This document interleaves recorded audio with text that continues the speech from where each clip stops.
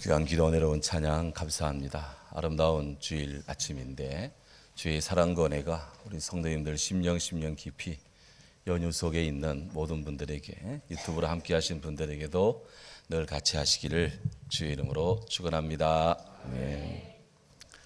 백화점 왕이라는 닉네임, 별칭을 갖고 있는 분이 존 워너메이크라는 분입니다. 이분 일화를 잠깐 소개를 합니다. 이분은 세계 최초로 백화점을 만들어서 참으로 온 세계에 그렇게 파급을 끼친 분입니다. 그는 특별히 이 광고를 활용한 이 마케팅을 아주 활성화해서 사업적 성공을 거두었습니다. 그런데 그는 매우 신실한 크리스찬이었습니다. 그래서 주일이면 백화점 문을 닫고 교회에 출석 당연히 했습니다. 이 워너메이크는 많은 재화를 벌었습니다. 그러면서 그는 그것을 주의 선한 사업을 위해서 굉장히 많이 헌신했습니다. 무디의 부흥운동에도 그가 기여를 했고, 또 이 아스 피어슨이라는 분의 학원 전도도 아주 많이 후원을 했습니다. 서울에 피어슨 성경 기념학원을 운영을 했고요. 현 평택대학교를 세워서 그렇게 우리 한국인의 한국 학생들을 교육시키는 데도 아주 많은 공헌을 했습니다. 이 워너메이크의 뛰어난 자질 또 역량을 높이 쌓은 미국의 해리슨 대통령이 그에게 미국 최신부 장관 자리를 제안했습니다. 그때 그가 이런 말을 한 것이 유명합니다. 제가 교회학교 교장을 맡고 있는데 주일에는 직무를 수행치 못합니다. 그럼에도 불구하고 좋으시다면 제가 장관직을 수락하도록 하겠습니다. 그랬다는 거예요. 정말 신앙이 깊죠. 한 번은 일본 국립 제1은행, 일본의 경제 설계자라 불리는 시부사와 에이지가 미국을 하던 중 이 워너메이크를 찾아갔습니다. 주일이 되자 워너메이크는 자기가 다니는 교회로 그 시부사와 에이지를 초청을 하고 그가 담당하는 교육 학생들을 위해서 특별 강연, 특강을 좀 부탁을 했습니다. 즉석에서 시부사와 에이지는 자신의 경제 철학을 이제 이야기를 했습니다. 그의 경제 철학은 노노와 주판이라는 키워드로 집약이 되는데요. 노노라는 것은 우리가 다 알듯이 동양적 사고의 기층을 이루는 부분이잖아요. 거기다가 주판이라고 하는 것은 사람들이 평생 먹고 살아야 되는 이런 경제 문제, 바로 그것이 그의 주된 관심사였습니다. 학자들은 이 자본주의 일본의 현대 경제 시스템은 바로 이 시부사와 에이지의 이론에 근거한다고 그렇게 평가를 합니다. 그런 그가 강연을 마쳤을 때 워너메이크가 짧은 논평을 이렇게 합니다. 공자는 훌륭한 사람인 것은 틀림이 없는데 그러나 그 공자께서는 죽었습니다. 그 무덤이 있고 참배하는 사람도 많습니다. 그러나 예수님은 죽으셨다가 다시 살아나셨습니다. 그는 무덤에 계시지 않습니다. 지금도 살아계셔서 우리 구주로서 저와 여러분과 함께 하십니다. 이런 인사를 논평을 한 거예요. 훗날 이 시부사와 에이지가 그때를 회상하며 자신이 미국을 방문했을 때 가장 감명 깊은 인상을 받은 것은 바로 그 워너메이크가 열심으로 예수님은 살아계시다라는 그 신앙을 그가 소개하고 전파하며 특별히 어린아이들에게 얘기하는 그 장면이었다. 너무나 그에게는 충격이었다 하는 거예요. 아무리 믿음이 좋은 분이라 할지라도 일본 은행 총재가 강연한 자리에서 그런 논평을 한다는 것은 참으로 놀라운 일입니다. 우리는 참으로 과연 이 워너메이크의 이런 평가에 대해서 다양한 생각을 할 수 있겠지만 분명한 것은 부활신앙에 대한 그의 확신과 고백, 그것은 오늘의 이 크리스찬 우리들에게 주는 도전과 울림이 크다 할 것입니다. 십자가에서 자기를 비우고 고난의 죽음이라는 잔을 다 마시신 우리 예수님, 이제 하늘과 땅의 권세, 권위를 가지신 분으로서 제자들에게 복음 전도를 명하십니다. 너희는 가서 모든 족속으로 모든 민족을 제자로 삼아 아버지 아들과 성령의 이름으로 세례를 주고 내가 너희에게 분부한 모든 것을 가르쳐 지키게 하라. 볼지어다 내가 세상 끝날까지 너희와 항상 함께 있으리라. 아멘. 오늘 예수님은 제자들에게 지상 명령을 하면서 너희는 가서 그렇게 말합니다. 너희는 가서, 너희는 가사, 가라고 지금 보냈습니다. 너희는 가서, 프루덴테스라는 이 헬라어 단어는 끝없이 지속적으로 나아가라라는 명령입니다. 예수님은 적극적이고 능동적이며 지속적으로 복음을 전하고 선교할 것을 제자들에게 강조하고 있습니다. 진정 하늘과 땅의 모든 권위와 권세이신 우리 주님, 제자들에게 가장 강조한 것, 언제나 어디서나 복음을 전하는 일이다. 그것이 제자들에게 주어진 사명이요, 오늘 우리들에게 주어진 또한 복음의 이 과제요 사명입니다. 우리는 주의 성도로서 이 일을 잘 받들어야 합니다. 교회가 역사가 있고 캐리어가 있고 성장하고 그렇게 하면 바로 주님의 이 일을 위해서 우리가 전적으로 섬기고 사랑하며 헌신해야 합니다. 그것이 주께서 우리를 부르신 소명이자 우리가 주님을 위해 감당해야 될 사명이다 하는 거예요. 사도행전의 이 사도행전이라는 성경의 신약의 성경, 이 책의 영어명이 액츠입니다. 액츠. 행동들이라는 말이에요. 행동들. 바로 이 사도행전은 바로 주님께서 복음을 전하라, 가서 전하라 라는 이 명령에 순종한 사도들이 주님의 말씀을 세계 곳곳에 전하는 행동들의 이야기입니다. 또한 그들에게 은혜를 받은 주의 성도들이 또한 그 복음을 들고 곳곳에 나가 복음을 전하는 그 복음의 전도의 행동들입니다. 제자들은 믿고 순종하며 복음을 전하는 그런 순종의 삶을 살았고요. 주께서는 그들을 계속해서 보내시는 그런 역사를 계속해서 성령을 통해 강화하고 또 역사하는 것이 바로 사도행전의 하늘과 땅의 행동들입니다. 한 예를 보면 사도행전 1장 8절에 우리 예수님 하늘로 올라가시면서 그를 바라보는 주의 사람들에게 말합니다. 예루살렘 사람들아 어찌하여서 하늘만 쳐다보느냐. 너희 가운데 올리우신 예수는 너희가 본 그대로 다시 오시리라. 오직 성령이 너에게 마시면 너희는 권능을 받고 예루살렘과 온 유대와 사마리아와 땅끝까지 이르러 내 증인이 되어야 하리라. 그렇게 말씀합니다. 제자들은 성령을 받고 온 땅끝까지 나가 복음을 전하기 위해서 성령을 받고자 기도하기에 헌신합니다. 제자들이 주님의 앞에 무릎을 꿇습니다. 주님을 따랐던 여성도들도 함께 했습니다. 예수님 어머니도 함께 했습니다. 예수의 아우들도 함께 했습니다. 다 마음을 같이하여 오로지 기도에 힘썼습니다. 우리말로는 기도에 힘썼다 되어 있지만 영어 성경에는 기도에 헌신했습니다. 이렇게 되어 있습니다. 기도에 헌신했다. 그들은 성령을 받고 복음을 전하기 위해 기도에 헌신합니다. 그러자 사도행전 2장에 딱 나가면 하나님의 역사가 일어납니다. 예수님이 약속하신 성령이 임합니다. 호련히 갑자기 하늘로부터 급하고 강한 바람 같은 것이 그냥 그곳에 모인 사람들에게 휘몰아쳐 왔습니다. 각 사람에게 불의 혀같이 갈라지는 그런 징표와 표징이 나타납니다.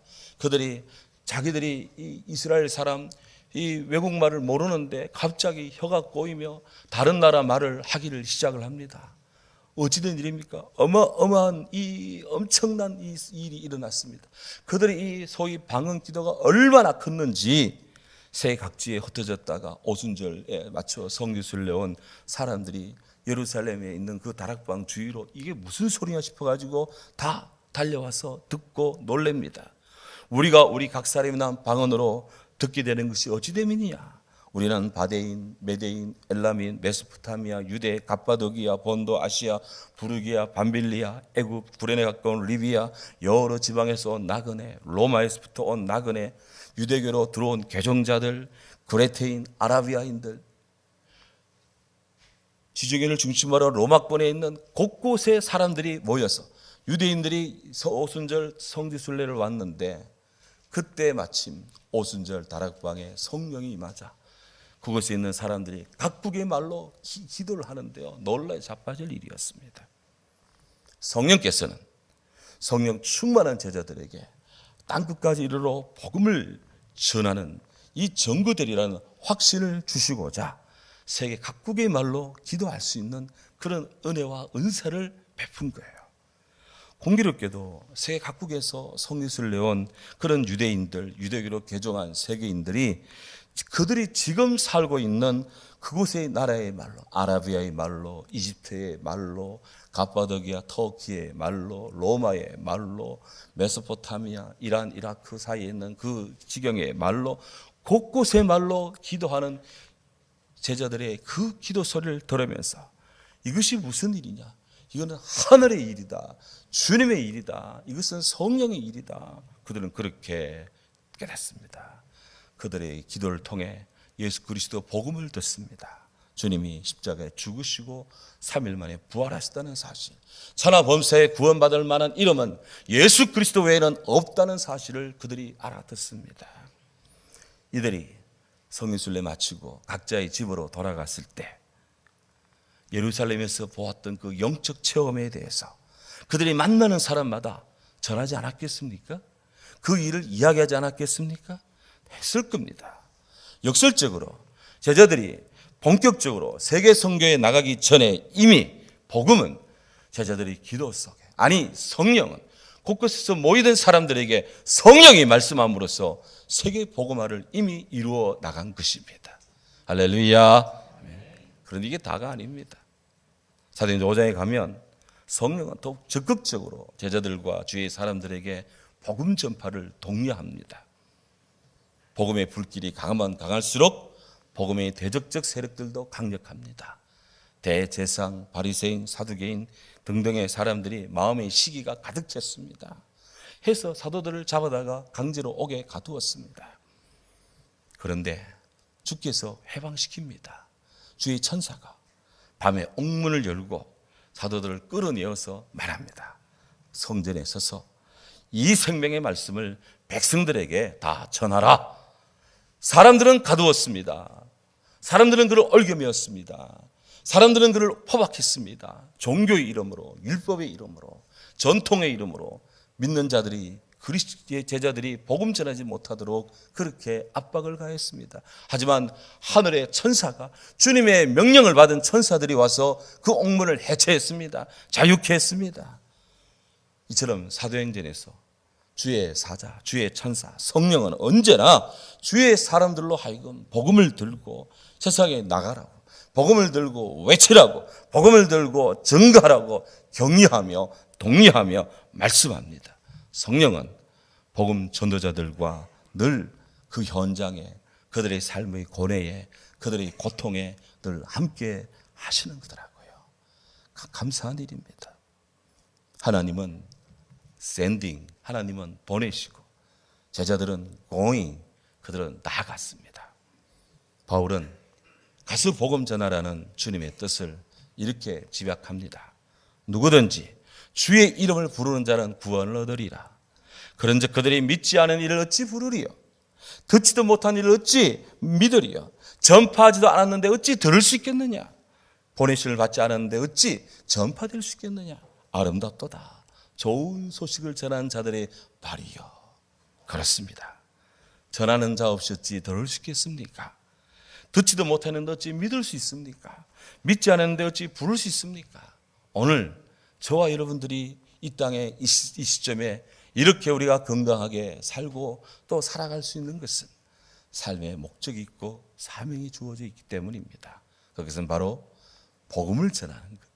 내 생명 다하도록 모든 기회에, 모든 때에, 모든 사람들에게, 만나는 자들에게 예수님을 소개하고 주님의 사랑을 증거하는 이것을 위해 오늘도 우리로 하여금 전할 수 있도록 주님이 우리 코에 생명을 유지시키는 줄로 믿습니다.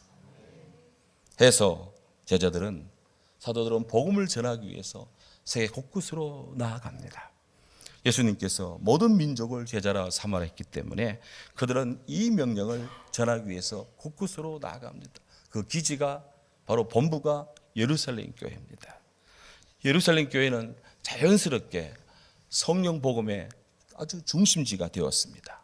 이 예루살렘이란 말은 예루라는 말과 살렘이라는 말의 합성어입니다. 여러분, 우리는 지금 기도해야 됩니다. 팔레스타인이 어제 새벽에 기습으로 5천 발이 넘는 미사일을 이스라엘의 땅에다가 포격을 가했고,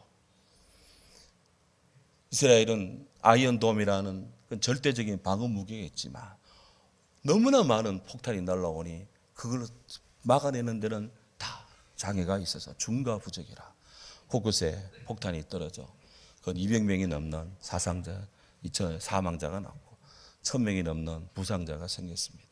이에 대한 보복 공격도 개시되고 전 세계가 지금 긴장하고 있습니다.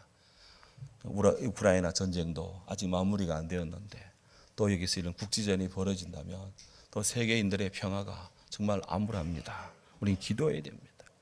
예루살렘이란 말은 바로 예루라는 말과 살렘이란 말이 합성어인데요. 예루라는 말에는 근거, 근원, 기초, 파운데이션이라는 말이 있고요. 또 이 예루라는 말에는 고통이라는 뜻이 고통, pain, 고통. 살렘은 평화라는 말입니다.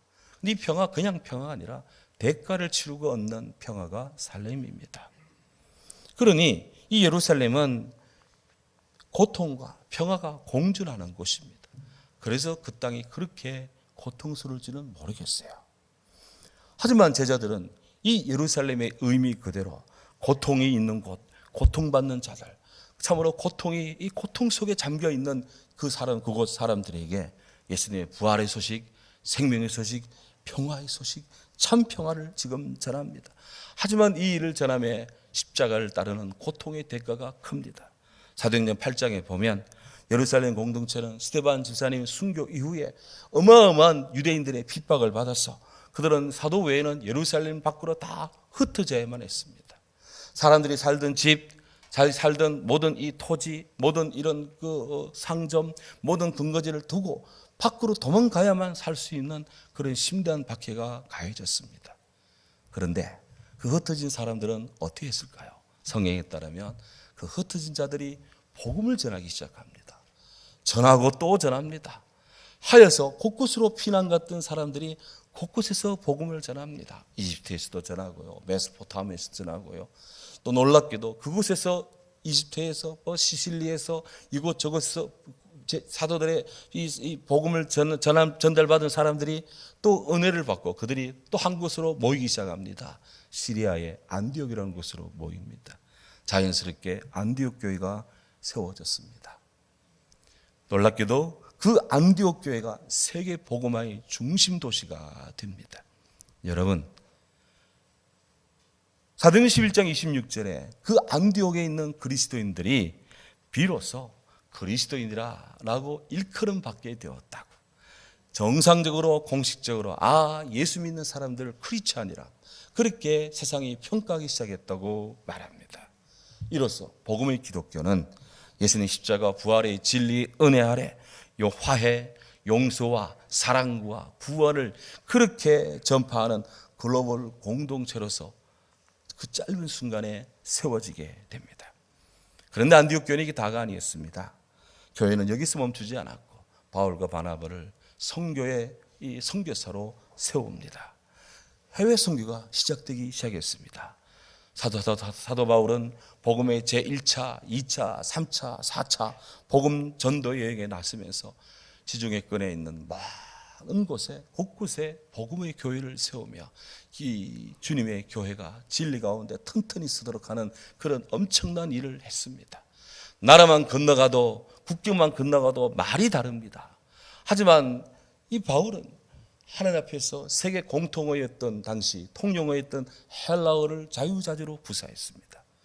그는 히브리인과 헬라어, 라틴어도 하면서 곳곳의 사람들에게 복음을 전합니다. 문화와 문명과 지역의 장벽을 넘으면서 인종의 차별을 넘어가면서 그렇게 복음을 전했습니다. 오늘의 복음이 이렇게 전 세계적으로 자리 잡고 우리가 신약 성경의 13권의 편지, 사도 바울의 서신을 신약 성경의 13권을 인정하며 그 말씀을 매일 읽고 묵상하고 탐독한 바로 그러한 기독교의 모든 신앙의 기제를 형성한 분이 바울입니다. 아돌프 폰 하르낙이라는 20세기 교회의 역사의 대가가 있는데 그분은 복음 선교의 1세기를 이렇게 평가했습니다.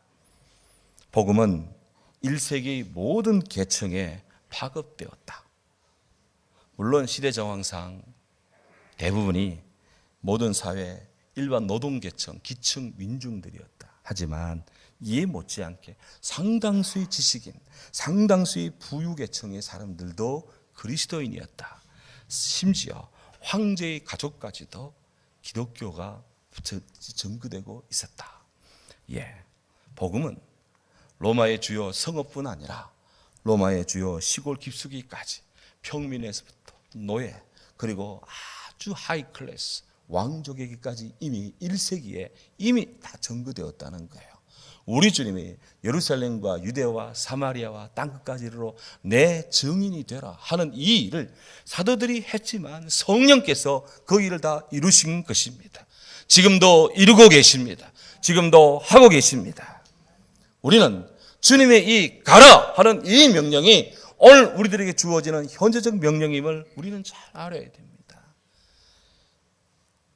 눈을 들어 세상을 보면 예수님의 제자이자 사도들인 마태, 마가, 누가, 요한 그리고 사도 바울 이런 분들이 지금 세계 모든 나라 많은 나라의 성자로 정식적 지주로 자리 잡고 있는 것을 봅니다.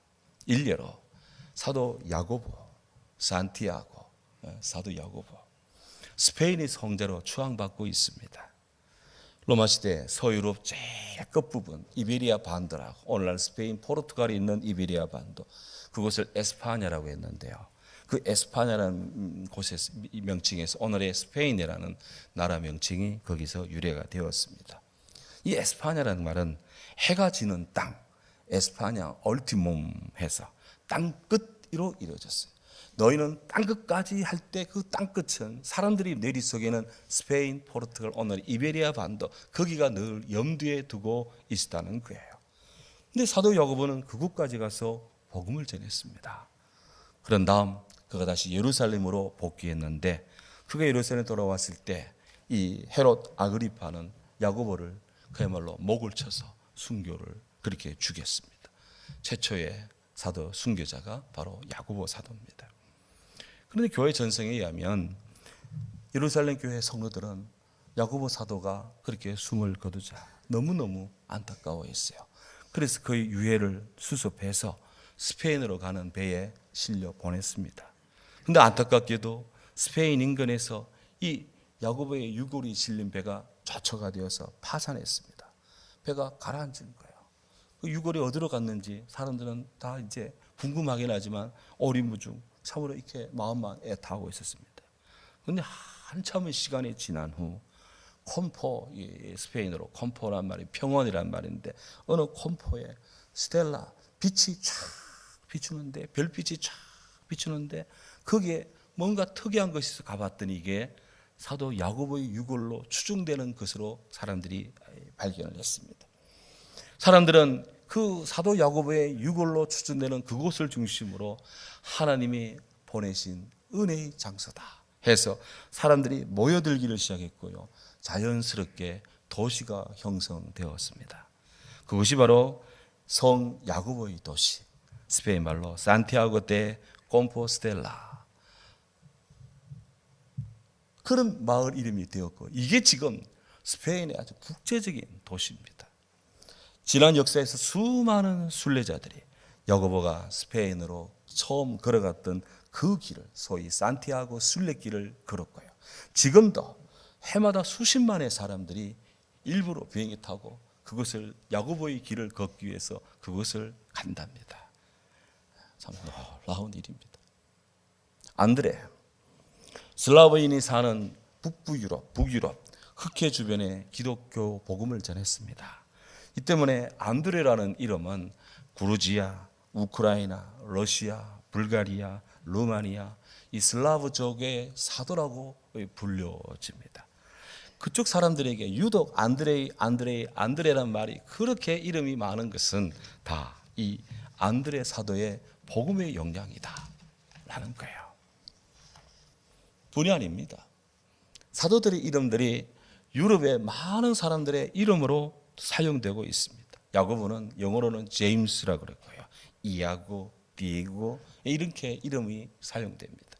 베드로는 피터, 페트로, 페드로, 피에트로스, 페트로니우스 이런 이름들은 다 베드로라는 이름을 따라서 각국의 말로 그렇게 통용되는 거예요. 사도 요한은 영어로는 존입니다만 이태리어로는 지오반니, 이 앞에 가면은 지오반니 그 패션점 하나 있습니다. 지오반니. 러시아로는 이반, 스페인어로는 후안 이렇게 불려져요. 이런 이름들이 다 요한은 사도 요한, 베드로, 야고보 이런 이름을 따서 계속 그들의 말로 이름을 삼는 겁니다. 얼마나 많은 나라 많은 사람들에게 예수님 복음이 영향을 주고 있습니까? 그 이름마저도 성경 사도의 이름을 따고 있기 때문에 그런 거예요. 예수님은 제자들에게 가서 모든 민족으로 제자를 삼고 아버지 아들과 성령 이름으로 세례를 주고 내가 네 가르쳐 준 바 모든 것을 가르쳐 지키게 하라 지상명을 내렸는데 이 말씀은 오늘도 사도들뿐 아니라 오늘도 우리들에게 저에게 우리 사랑하는 교회에 지금도 유효한 주의 명령인 줄로 믿습니다. 그러므로 교회와 성도의 1차적 사명 그것은 영혼 구원에 있습니다. 우리들도 가서 복음 전하는 일에 내 삶을 내 열정을 나의 달란트를 나의 심령을 드릴 수 있도록 해야 됩니다. 그렇게 우선 가까운 나의 이웃부터 복음을 전하도록 합시다. 어느 통계에 따르면 친구를 통해서 예수님 복음을 들으면 영접한 분은 85% 이상이 계속 예수님 신앙을 잘 유지를 한대요. 그런데 전혀 알지 못하는 사람에게 복음 전도를 받으면 그런 사람들 중에 85%는 중간에 다 복음의 신앙을 멈춘다고 합니다. 그럼 우리 가까운 사람, 내가 알고 있는 사람, 이미 내가 친숙한 사람, 가까운 사람에게 이 복음 전하는 것이 그렇게 중요하고 유효하다라는 거예요. 개인적으로 이렇게 아는 사람에게 복음 전하는 것을 관계 전도라고 합니다. 우리가 복음을 전할 때 우리의 믿음이 성장하고요. 우리의 몸도 마음도 건강해집니다. 우리가 복음을 전하면 우리가 사랑하는 그분의 영혼도 건강해지고 그도 구원받습니다. 얼마나 좋은 일입니까? 그러므로 성경은 이 발걸음을 아름답다 그래요. 복음을 전하며 좋은 소식을 전하며 평화의 복음을 전하며 복된 좋은 소식을 가져오며 구원을 공포하며 내 하나님이 통치하신다 라는 것을 전파하는 아름다운 발이요. 아름다운 발이요. 예. 우리 모든 성도들의 발걸음이 주님이 인정하고 평가하는 아름다운 발, 그런 평가를 받는 우리 모두 되기를 바랍니다. 우리 모두 힘을 다해 우리가 사는 지역에서 내가 아는 사랑하는 분들에게 존경하는 분에게 아끼는 사람에게 예수님 복음을 전하는 지역 선교사로서의 사명을 다합시다. 우리 성도들 또한 팀을 짜고 조를 짜고 협력하여 복음을 전하는 일에도 힘을 기울입시다. 교회 남전도에 여전도에 내적 친교 사교에도 힘을 기울입니다. 동시에 복음을 전하는 데도 힘을 기울여야 됩니다. 전도회가 무엇입니까? 전하기 위해서 전도회지 그냥 있기 위해 전도회입니까? 아무것도 하지 않고 이름만 있는 것이 전도회입니까? 우리 자녀들을 주의 일꾼 되게 하는 것도 성도들의 사명입니다. 당연히 교회의 어린이, 학생, 청년 모든 성도들이 주의 사랑으로 그들을 케어하고 양육하는 것, 주의 밭을 기름지게 하는 것이고 주의 미래를 풍요롭게 하는 것입니다. 우리 이 일에도 힘을 기울여야 됩니다. 연약한 교회, 지교회 사역자들을 특수 선교기관을 선교사들을 위해 기도하고 조그마한 것이지만 짜장면 한 그릇 아껴서 선교비 보내고 협력하는 것도 주님이 기뻐하는 일입니다. CBS 라디오, CTS 텔레비전 이런 문명의 이 길을 통해서 복음을 전하는 것 매우 중요한 과제입니다. 우리 교회 같이 주안의 나에게 이런 영상 메시지를 만들어서 통해서 전도하는 것 아무나 할 수 없는 그런 일들입니다. 이를 적극적으로 활용해야 됩니다.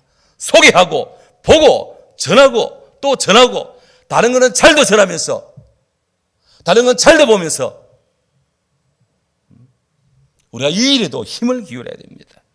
우리나라 국민들이 대한민국 여권을 가지고 어디든 갈 수 있도록 튼튼한 나라의 국방, 지금도 전후방 각지에서 땅과 하늘과 바다를 지키는 국군 장병들, 민생에 취한 경찰들, 공직자들, 이런 분들에게 복음을 전하는 땅끝 군경 선교, 크리스찬의 시대적인 사명입니다. 예수님은 복음을 전하는 모든 시대, 모든 사역자에게 약속합니다. 볼지어다 내가 세상 끝날까지 너희와 항상 함께 하겠노라. 오늘 주께서 우리에게 가라 하는 명령을 받습니다. 딴 데로 가는 것이 아니라 복음을 전하러 가는 우리 모두 되기를 주의 이름으로 축원합니다. 아멘. 사랑하는 주님, 감사합니다. 예수님의 지상명령 오늘 받습니다. 가라.